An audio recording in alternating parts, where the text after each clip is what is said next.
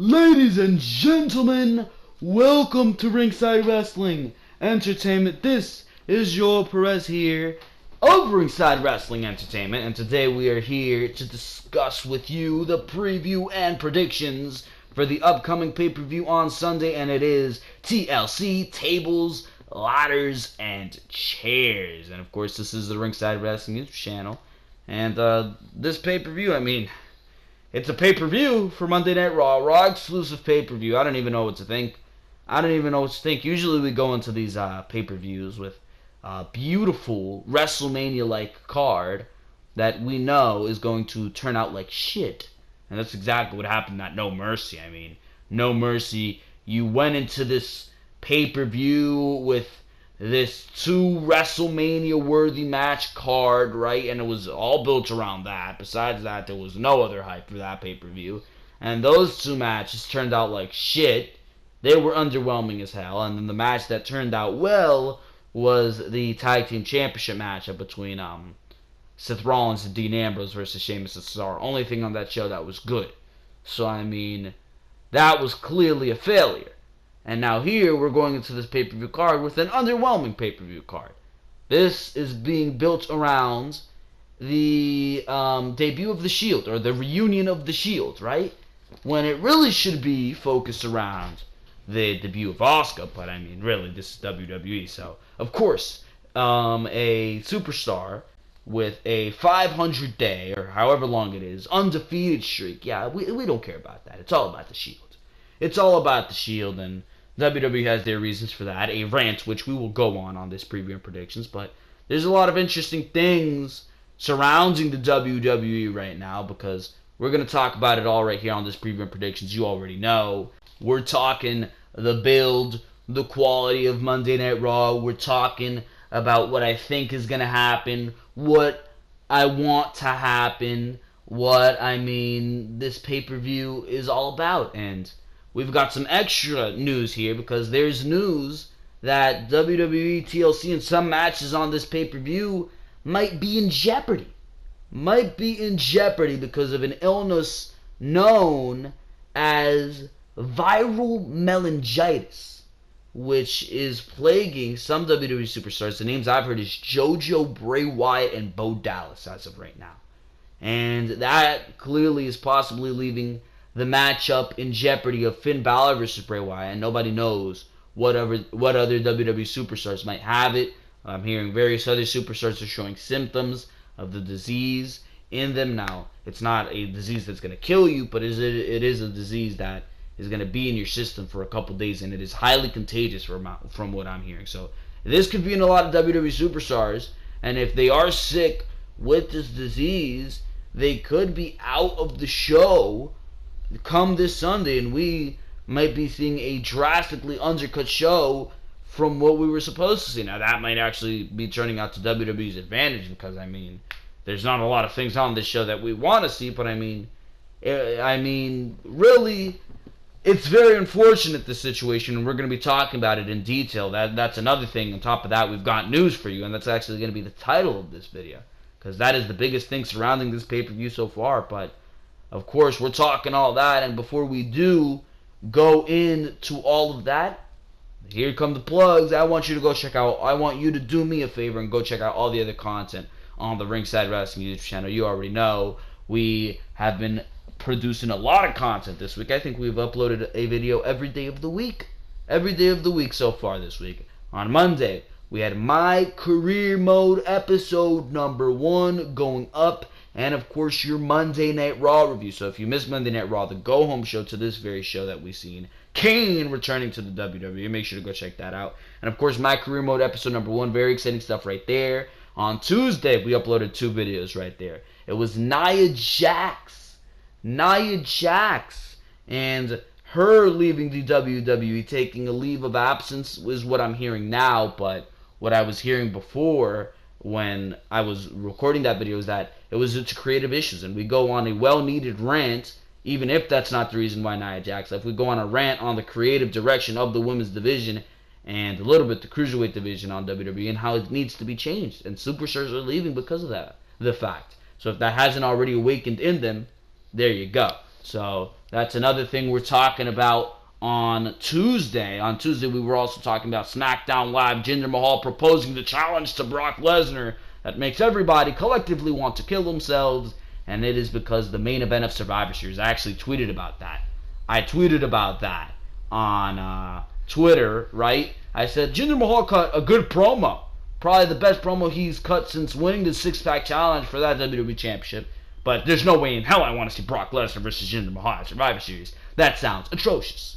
And Twitter put it in their moments, because they talked about the story on their moments page, and I was the top tweet there. I got like 135 likes off of that, got a lot of publicity off of that. 135 likes. I had, whatchamacallit, I had 33 retweets or whatever the hell it was, whatever number it was, and of course a bunch of comments. And we'll talk about that more at the end of the video.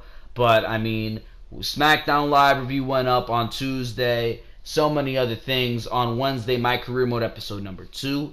And, of course, if you have not checked out all the other content on the Ringside Wrestling channel, make sure to go check that out. But for now, ladies and gentlemen, we're going to go straight into your TLC preview and predictions. Let's do it.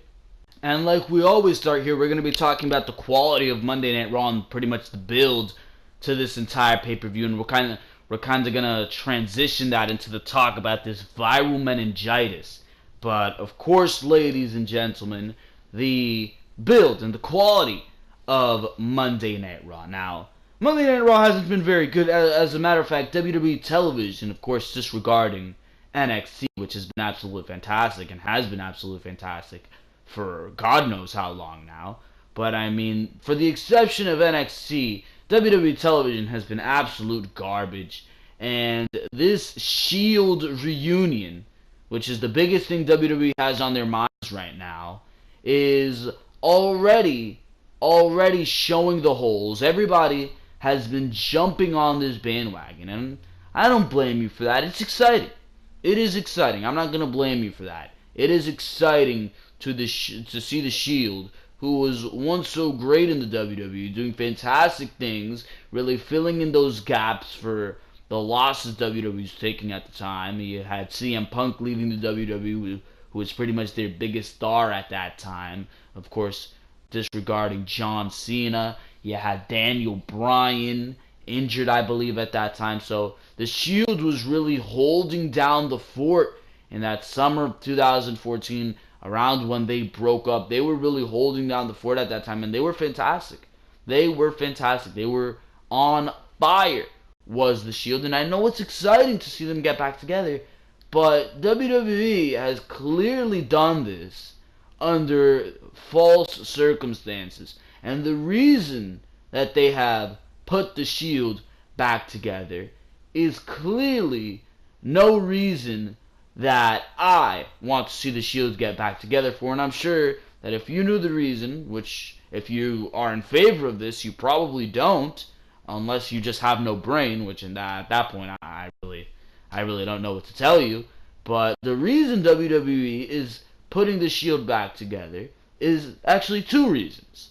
The first one being that their ratings and their attendance numbers are awful right now. And clearly the Shield, being as popular as they were at their time, clearly they're going to want that ratings boost from the Shield getting back together. They did the same thing last year, because clearly WWE is losing ratings at this time because they write awful television, and that is the reason why, no doubt about it. The reason why WWE loses so many ratings around the football season is because they write awful television, and now there's something on television to watch that is going to just have people saying, you know what, I don't need to watch this anymore. There's something on. There's something else on. There's something better on. But that is besides the point. So they want those ratings gaps and the attendance numbers, which have been lower than ever, they want that filled in. And the Shield, just like they did last year with Goldberg, is this year's flavor of the month. That's pretty much it. They're just trying to get people excited, so they're bringing back the Shield.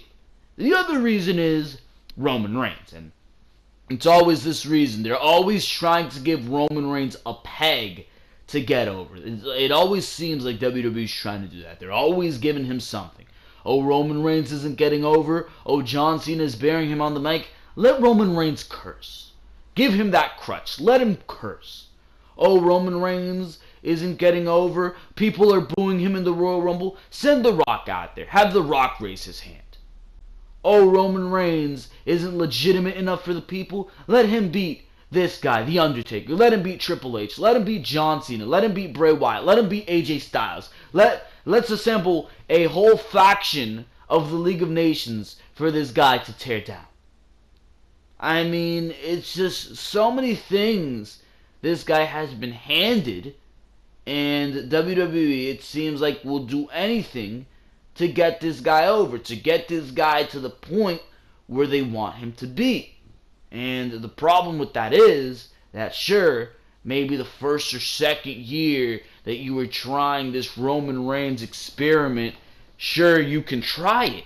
But at this point, WWE has gone past the point of experimentation with Roman Reigns. At this point, they're at the point where they're shoving this down our throats. And we're like this person, anybody who, or this baby, if you want to compare them to, or the fans to a baby, because I know WWE likes to think that we don't know shit. But if you want to compare the WWE universe to a baby, I mean, the WWE is the mom force-feeding that child. And the child, instead of taking the food, is just spitting it right back out. And that is Roman Reigns. That is Roman Reigns. Roman Reigns is a piece of broccoli that a child is just spitting right back out because nobody wants it. It tastes bad. And your mom will try to throw in some chicken in there. It's still going to taste like shit. Your tongue is still going to feel that taste of broccoli. But they're trying to put some nice chicken on it. And they're trying to put a nice ranch on the side to make it taste better. But it ain't working, bro. It isn't working. And that's exactly what Roman Reigns is. They're trying to put that chicken on the side. Trying to put some flavoring. But he's still, at the end of the day, a piece of broccoli. And that piece of broccoli, let me tell you, tastes like shit. And now, the most recent WWE attempt to give Roman Reigns that extra crutch is the Shield. Now, they're putting the Shield together, and this doesn't feel like the Shield. This feels like Roman Reigns and Friends. You ever watch Thomas and Friends? This feels like Roman Reigns and Friends, bro. I mean, you got the Roman Reigns theme music right there, bro. It sounds, they put the little intro in front, the Sierra, Hotel, Delta, Echo, whatever the hell it is, and then it's Roman Reigns music. It isn't even the original Shield music. It's Roman Reigns music. Every twist and turn WWE is trying to make you like Roman Reigns by putting Roman Reigns music. By hearing Roman Reigns music, they're trying to make it, since now that music is associated with the Shield and you like the Shield, when Roman Reigns is with the Shield, you're cheering him by association. They're trying to get you used to, instead of booing for that Reigns music when you hear that dun, they're trying to make you cheer. And it's so force-fed, and a lot of people are taking notice of this. And the biggest notice that this Shield reunion is just a conglomerate attempt to get Roman Reigns over, and a conglomerate attempt to get ratings and attendance numbers up, is the fact that all you have to do is look at who they're facing. Who is the Shield facing at TLC, bro? They are facing a conglomerate, a put together, a glued together, bro. It's like that chain of macaroni you put together. They're all being glued together, and they don't quite fit, but you're just trying to glue them together. You're trying to get them to stick, but they're not. Sheamus and Cesaro have nothing to do with The Miz. The Miz has nothing to do with Sheamus and Cesaro. Braun Strowman has nothing to do with any of those guys, and those guys don't have anything to do with Braun Strowman. Kane certainly has nothing to do with Braun Strowman, The Miz, or Sheamus and Cesaro. Braun Strowman, The Miz, Sheamus, and Cesaro have nothing to do with Kane. These these 5 men are just put together to make the Shield look like they have legitimate opponents, because WWE realistically has nobody to go against these guys. The Shield should have been brought back for a reunion. They should have been. But they should have been brought back not for the purpose of getting ratings up, not for the purpose of getting Roman Reigns over, but for the purpose of creating a good storyline. That's why the Shield should have been brought back. You should have done something with a faction that you already had established. Maybe bring in a Balor Club. Align Finn Balor with Gallows and Anderson. Have them dominate Monday Night Raw for a few months until the Shield needs to say, you know what? We need to handle this. Instead, these guys they reunited originally to a couple weeks back to handle Sheamus and Cesaro and The Miz? What? What threat are they causing to Monday Night Raw? Why not reunite them to face an overarching stable? Maybe an NXT versus main roster stable. Samoa Joe, Finn Balor, all on one side. Everybody who's coming from NXT. Maybe Elias Sampson. Have an NXT stable fighting against the Shield. And after they've dominated Raw for a couple months, have the Shield say, you know what? We need to reunite. We need to take these guys down. Make it so there is storyline there. But you've just put these guys together like nothing. And, I mean, it shows. It shows. And since we're already talking about this matchup, I mean, what's even going to happen here? Since we're already talking, let's just discuss the results. Because let's start off with the Shield versus the 5 guys, right? We didn't even discuss the build to Monday Night Raw. I just said that Monday Night Raw has been awful, and that's exactly what it's been. You've had, besides Mickie James and Alexa Bliss, which has been very decent, everything else has been mediocre, by the books, just like Monday Night Raw's on cruise control every single week. They're on autopilot. That's what it's been. And then you got the Shield stuff, which feels forced, especially last week when Kane had to come in like it was 1997 and pop out of a hole in the middle of the ring. How many times has Kane returned that way, bro, by the way? How many returns has Kane done through a hole in the middle of the ring? You gotta be kidding me with that one. Like, it's 1997, this guy comes into the steel cage and screws over Roman Reigns. And, of course, Reigns takes, like, 30 finishers. And then he gets pinned, right? He has to take a tombstone, 2 choke slams, a power slam from Braun Strowman, and then they pin him. Anyways, besides Monday Night Raw, because that's what it's been like in the past couple weeks, continuing on with this Shield versus the 5 guys who have nothing to do with each other. Braun Strowman, The Miz, Kane, and Sheamus and Cesaro, right?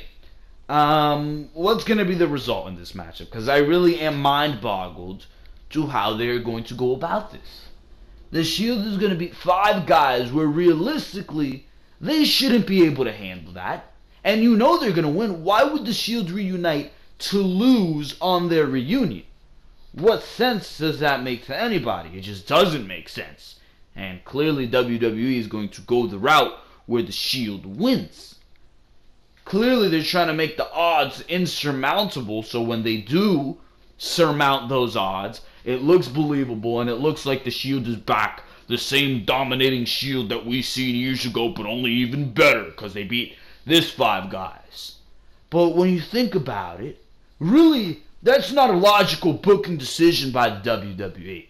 Because look at the 5 guys you have in that matchup. Now, disregarding Kane, because Kane probably going to do this angle, probably going to get that extra cash in, get that extra paycheck, and then go back to running his campaign as mayor. This is probably like, Miz said he'll vote for me if I come back, some shit like that. Or just to get that extra publicity on the campaign, or whatever the hell they want to do with that. But Kane, he's going to be gone, so that's besides the point. Kane isn't taking a hit. Kane isn't taking a hit if he loses here. But you have Braun Strowman in this matchup. Sheamus and Cesaro. If these guys lose, The Miz has already been ruined on Raw. They don't treat him as a threat. They treat him as a chicken shit heel. So if he loses, it really doesn't matter. He's a chicken shit heel. But Braun Strowman, who has looked so credible over the past couple months, besides that hiccup with Brock Lesnar, which just happened very recently ago, so that's another point. What do you want to make him look strong coming out of a loss with Brock Lesnar? But instead you're going to have him take another loss, another L, because you had nothing to do with him besides this going into TLC. And that goes back to the original point that Braun Strowman should have won the Universal Championship. And Brock Lesnar, who by the way was only now recently added to the Survivor Series, where he's going to face Jinder Mahal, so it doesn't even matter at this point, because that's garbage. But this goes back to the original point that Braun Strowman should have won that Universal Championship, held it on Monday Night Raw, and then you'd have a reason to tune into TLC. You'd have attendance numbers, because it'd be Braun Strowman versus his first challenger for that Universal Championship. Who is going to dethrone Braun Strowman, who has now come off a win of Brock Lesnar? You're going to put Roman Reigns in that position? What's going to happen there? That's a selling point. You don't need to assemble the Shield beforehand. You didn't need to do any of that. But of course, WWE being who they are, didn't put the title on Strowman. So now Strowman's in a position where he lost to Brock Lesnar in an unconvincing fashion, by the way. 1 F5 is all it took. How many minutes did that match go? 9 minutes? It took 9 minutes with 1 F5 to beat Braun Strowman. Are you kidding me? No major impact moves and nothing. Just 1 F5. But coming off of that disappointing, underwhelming, mystique-taking loss, you would want Braun Strowman to look good, but now you have nothing for him to do. You have nothing for him to do because he didn't win that Universal Championship. And now he's going to take another loss when he has 4 other guys on his team in a handicap match. He's going to take another loss. Now, yeah, I know he's not going to be pinned, but by association, that looks bad. That looks bad for Braun Strowman. That's taking away more of the mystique. The fact that he, with another guy by his side, because he took out Rollins and Ambrose. It doesn't even make sense since he was able to take out Rollins and Ambrose. He's handled Reigns in the past. But you're going to try to convince me. You're going to try to convince me that Braun Strowman can't take these guys with 4 other guys. 1, who is your Intercontinental Champion. 2, who are former tag team champions and have gone toe-to-toe with Seth Rollins and Dean Ambrose in the past. And then Kane, who's a multi-time world champion, despite the fact that he's 50 years old or whatever. WWE storyline clearly doesn't perceive him that way. So if I'm going off WWE storyline here, Kane is still credible, quote unquote, right? So how is the Shield supposed to be able to surmount this? How is that going to do anything good for Sheamus and Cesaro, for Braun Strowman, for The Miz? It's not. It's not going to do anything good.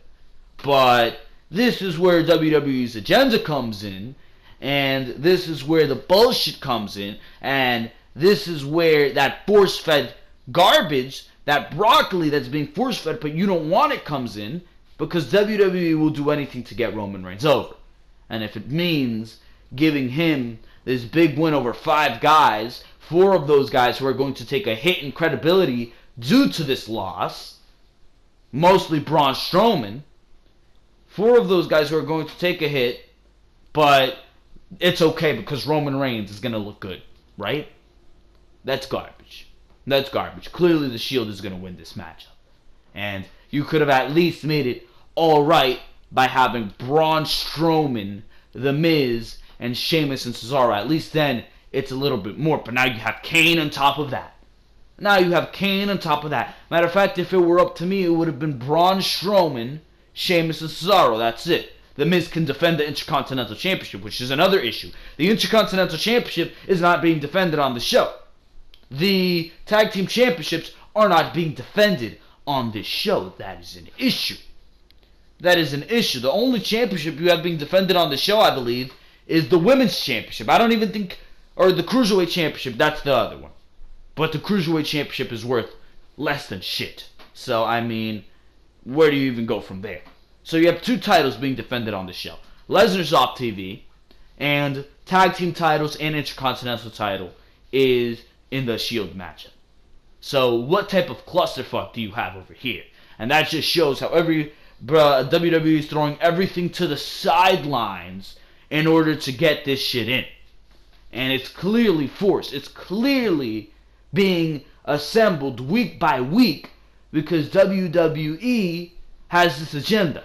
They have this agenda, and when they have this agenda, they want to get that agenda through to you. And even if it jeopardizes their show, even if it jeopardizes their championships, even if it jeopardizes their roster, as long as Roman Reigns is getting over, as long as they're getting that viewership and ratings, as long as there are people filling the seats in the crowd, it's alright. It's alright. It's not. It's not. And maybe if you book storyline correctly, maybe Roman Reigns would be over. Maybe if you book storyline correctly, maybe those seats would be filled. Maybe people would be interested in your product and they wouldn't tune into Monday Night Football instead of Monday Night Raw. Never thought of that one though, right? Never thought of that one though. God damn. Absolutely pitiful.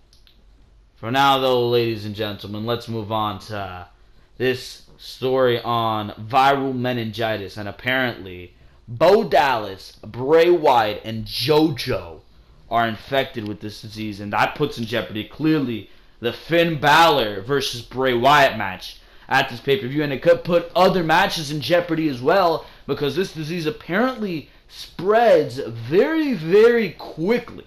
So that could be an issue for WWE, a big issue, because they do not know who else has this disease, and I mean, clearly who has this disease makes sense.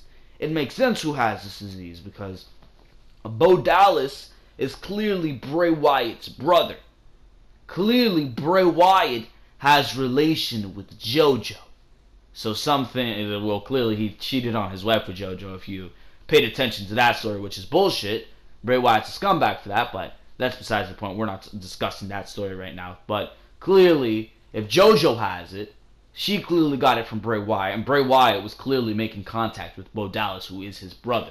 So either Bray Wyatt had it to begin with, and he transferred it to both JoJo and Bo Dallas, or Bo Dallas got it, transferred it to Bray, and Bray transferred it to JoJo, and who knows who Bo and Bray and JoJo have been around that may have gotten it as well. So that leaves a lot of question as to who else has this disease, and it explains why Bray Wyatt has not been on Monday Night Raw these past 2 weeks. He's been in pre-recorded segments. Bo Dallas, according to The Miz, has been sick, and JoJo has not been ring announcing on Monday Night Raw. I think it's been Mike Rome taking her place over the past couple weeks. So that explains a lot right there.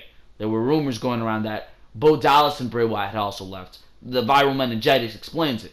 But this disease, I was reading about it, and apparently it could last from anywhere to 7 to 10 days, or it could last a couple months. Hopefully it's the 7 to 10 days, but I mean, they've already been out for 2 weeks, all of them. It could be the months, bro. And that would put Bray Wyatt and Finn Balor's matchup in jeopardy, but I don't know why they wouldn't have canceled the matchup by now if it wasn't going to happen. Maybe they're going to film some type of backstage attack where Finn Balor is hurt, and that's going to explain why this match didn't happen. Maybe something like that, but I mean, it really is looking to be very, very serious at this time, and it might put a lot of these matches on hold, and that might mean the continuation of this Bray Wyatt versus Finn Balor feud.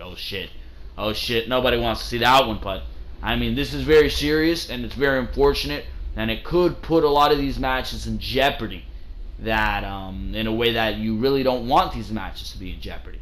So this is very serious, and it's very concerning, and we're going to have to wait till Sunday to see if this is actually true or not. Hopefully it is not, because it seems to be a very, very serious thing, and I mean, it's not good. It is not good at all, but besides that, ladies and gentlemen, we are going to talk about the Finn Balor versus Bray Wyatt match, and I mean, this build has been ridiculous. I mean, why is this even going on?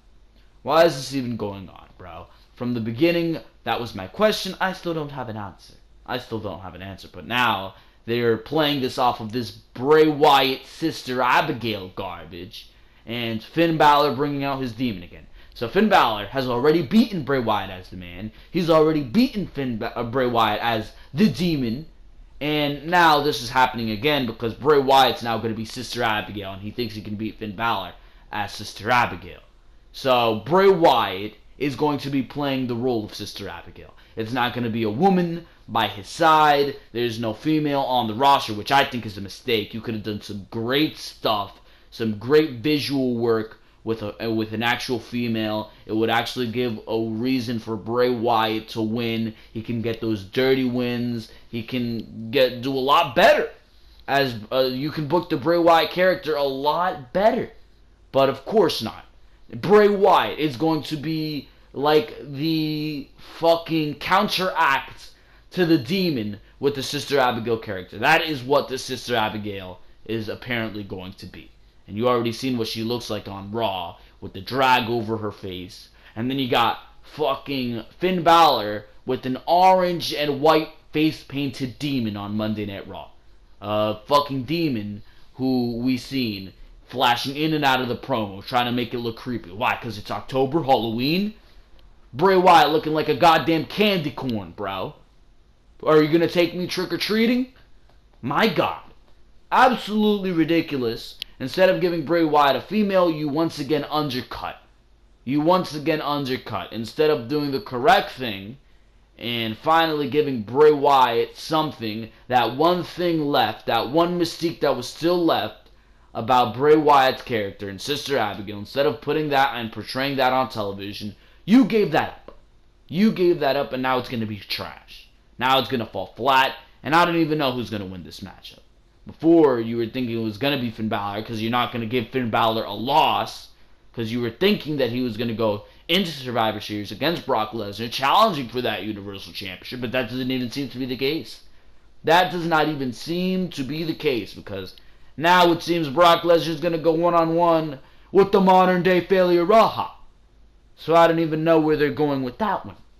In that case, I think Bray Wyatt has all rights to win this matchup. If he is going to come in as Sister Abigail, I think it should have some credibility under it, and that should be able to give Bray Wyatt a win. Now, as far as pinning the Demon goes, I mean, are you really going to pin the Demon to the hands of Bray Wyatt? Why would you do that? The Demon went undefeated in NXT until Finn Balor lost the NXT Championship to Samoa Joe, so I don't know.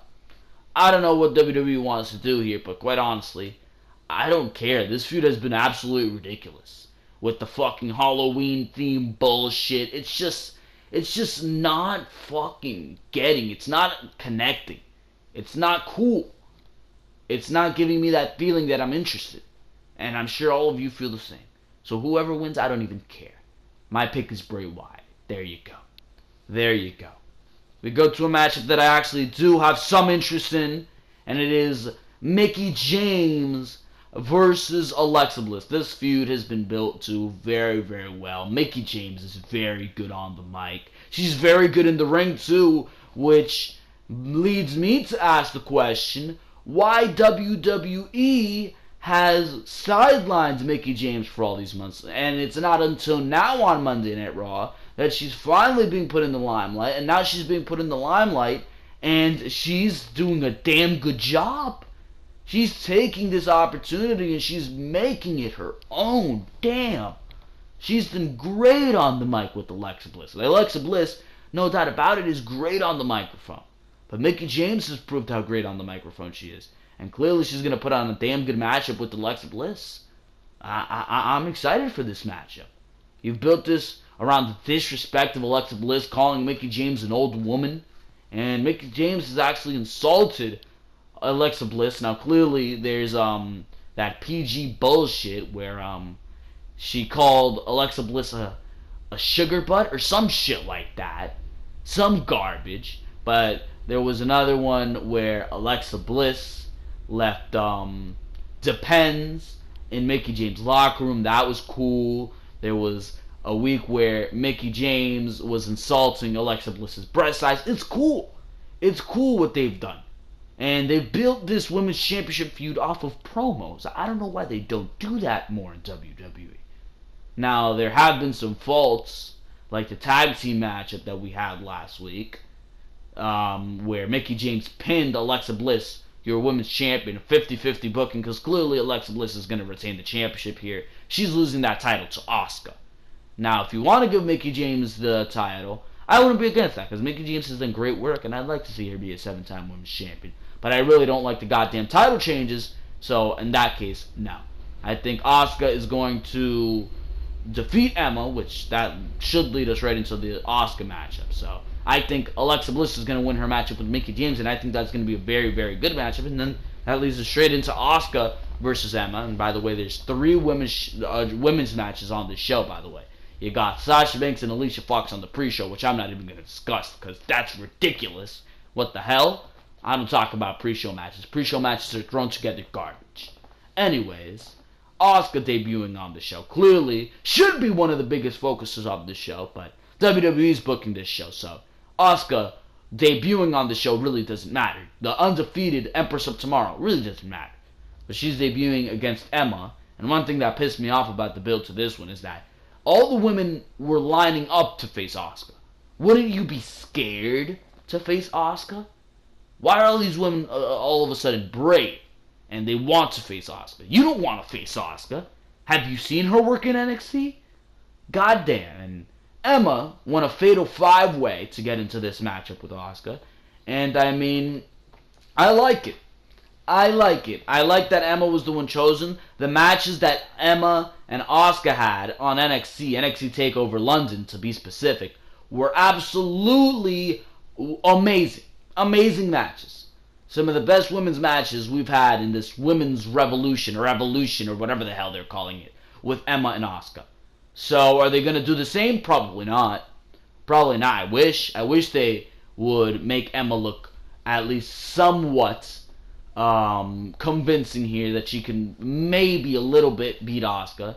Of course, in NXT she had Dana Brooke by her side, and Dana Brooke was playing she was playing dirty by Ringside, so that made it so Emma would have more of a chance. And clearly NXT actually booked Emma correctly, and like she was dominant. But of course, you don't do that on Monday Night Raw. Emma's a joke on Monday Night Raw. So if it's WWE booking this, and if it's main roster booking this, it's Vince McMahon, I think Asuka's gonna run through Emma in 20 seconds. That's probably what they're gonna do. But what I would want them to do, and this is what I mean when I say I think and I think they're going to squash Emma in 20 seconds to Asuka, because they just want Asuka to look super dominant, and that's fine, I understand that. But if they do the correct thing, they will let these women go for 10 to 15 minutes, and they'll put down a damn good matchup like we know Emma and Asuka could. But knowing the WWE, that is not going to be the case. Asuka clearly wins. I don't know why you would pin Asuka on her debut. That just sounds absolutely ridiculous. Asuka wins. We move on here to the other championship matchup on this show, and we move on here to the Cruiserweight Championship matchup, which is Enzo Amore and Kalisto. Who gives a fuck about this matchup? Do you? I don't think so. I know I don't. Kalisto versus Enzo Amore. Really nothing to talk about here. You had Neville walk out in the midst of this ridiculous feud. I don't blame him. I do not blame him, but let's not talk about that. We talk about that on Behind the Mic, episode number 41, if you guys want to go check that out. Uploaded on Sunday of last week. Make sure to go check that out. But Neville left the WWE, and in the midst of this, Enzo Amore had the Cruiserweight Championship, lost it to Kalisto on Monday Night Raw, and then this is the rematch for that. So, what's going to happen here? Enzo's going to win it back because they pretty much gave it to Kalisto, so it would be off the stipulation that Enzo can't defend the Cruiserweight Championship against anybody, could be off. So now they're going to give it back to him, and he'll defend the Cruiserweight Championship because there you go. Because WWE logic, right? They booked themselves into a corner, giving Enzo that clause where if anybody in the Cruiserweight division attacked him, they can't get Cruiserweight Championship shots. So clearly, they're trying to reverse that. So they gave Kalisto the title for 2 weeks, and now they're going to take it off him and give it to Enzo. And this match probably isn't going to be worth the shit anyway. So who gives a fuck? Do you? I don't think so. Do I? No. So for now, let's move on here. We move on to another Cruiserweight Championship, or another Cruiserweight match. I don't know why there's 2 Cruiserweight matches on this goddamn show. You have Cedric Alexander and Mustafa Ali versus fucking, Jack Gallagher and Brian Kendrick. This feud is a 205 Live feud, and for some reason is being put on pay-per-view. We saw it last week on Monday Night Raw and last week on Raw alone. So I don't even know where this is coming from, but we saw a 2-minute matchup between, or a 3-minute matchup, however long it was, between what's-his-face, Cedric Alexander and Jack Gallagher on Raw. And pretty much Jack Gallagher and Brian Kendrick, Jack Gallagher who turned heel, I missed that news, and Brian Kendrick, they've been making Cedric Alexander's life a living hell. So now Cedric Alexander has found himself a partner, Mustafa Ali, and they're going to throw down. Who wins this matchup? The babyfaces. I mean, why would Jack Gallagher and Brian Kendrick win? You want to send the crowd home happy, but then again, the crowd doesn't give a fuck about the cruiserweights. So what's the point? What's the deal with that one, right? I don't know what the deal is, but apparently that was the only matchup left, and I mean, damn, this isn't a big pay-per-view card. I think this is a 5-match pay-per-view card. What the hell? There's the TLC matchup with the Shield, and yeah, that matchup's a TLC. I completely forgot about that one. I completely forgot that there's tables, ladders, and chairs conditions on this goddamn pay-per-view. What the fuck? Goddamn. That just shows the fantastic job WWE has done. So here's the matches. It's Brian Kendrick and Jack Gallagher versus Cedric Alexander and it's Rich Swann, not Mustafa Ali. Mustafa Ali helped what's his face, Kalisto, and he failed. So that's what happened there. I mean, who cares? Who cares? Same shit. Rich Swann, Mustafa Ali. What's the difference? What's the difference? I mean, there's a difference. Rich Swann, he's actually interesting somewhat. Mustafa Ali's just a generic babyface, so I don't know. I do not know, but I mean, it is Rich Swann and Cedric Alexander. Just correcting myself there for anybody who got annoyed at that one. Kalisto versus Enzo Amore, Cruiserweight Championship. The Demon Finn Balor versus Sister Abigail Bray Wyatt. Asuka versus Emma. Alexa Bliss versus Mickie James for the Raw Women's Championship. And then the Shield versus Braun Strowman, The Miz, Kane, Cesaro, and Sheamus in a TLC matchup. So there you go. It's a 6-match pay-per-view card. And I mean, one of those matches, the second tag team match, Cruiserweight matchup, shouldn't even be there. Matter of fact, I'd make a case that, Kalisto versus Enzo Amore shouldn't even be there.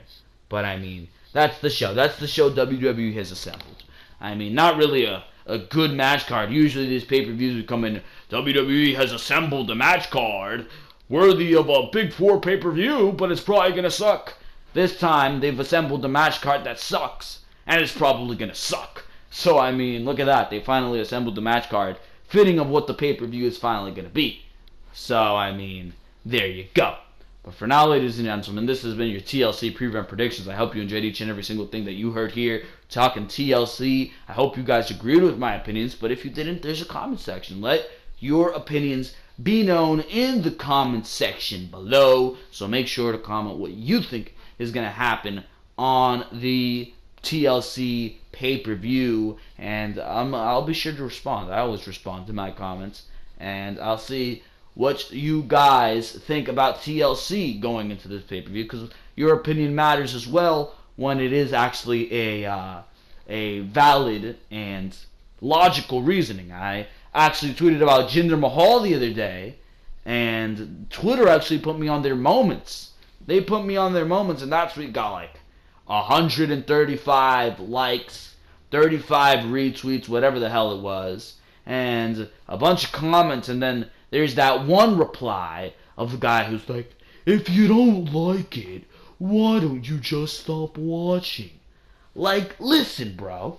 When I'm here full-fledged making reviews on this channel, and I've been watching the WWE for God knows how long, at this point, like, religiously, bro, each and every single week, and you're not just infatuated with the WWE, you're infatuated with the whole pro wrestling sport as an entirety, bro. You're invested in everything that has to do with it. You're reading dirt sheets every week. It's become part of your lifestyle. How are you just going to stop watching?